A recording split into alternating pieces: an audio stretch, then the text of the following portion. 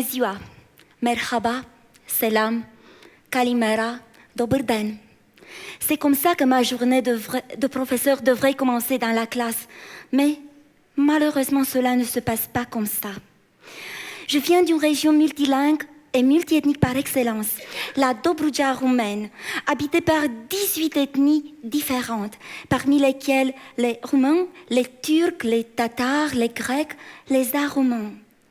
Mais les élèves de collège auxquels j'enseigne, sont-ils vraiment conscients de leur profil linguistique complexe?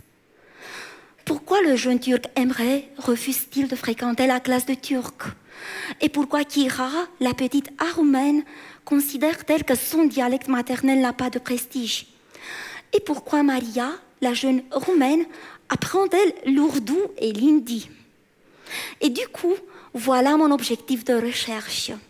Susciter des réflexions linguistiques de la part de mes élèves et travailler dessus afin de comprendre leurs relations souvent problématiques aux langues maternelles dans une région multilingue, comme presque toutes les régions du monde contemporain. D'abord, j'ai travaillé sur les langues que mes élèves connaissent. J'ai suscité des centaines de questionnaires sur les langues qu'ils parlaient. J'ai obtenu des statistiques et des réponses intéressantes, mais pas très élaborées et je ne comprenais pas encore le pourquoi des phénomènes.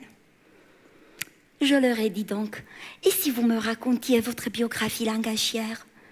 Quelle langue vous avez appris en première? Avec qui? Où? Pourquoi? Quelques-uns ont dit oui, prof, et ils ont commencé à écrire. Quelques-uns y ont renoncé, mais pas Emre, Kira ou Maria. Après quelques mois de travail dessus, j'ai finalement réussi de comprendre le pourquoi.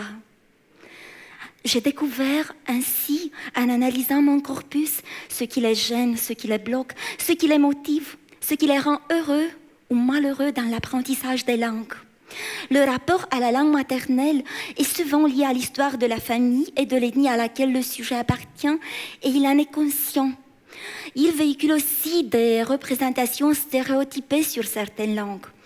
Il ne manque non plus une projection claire de leur avenir professionnel où seulement quelques langues considérées les plus prestigieuses trouvent leur place.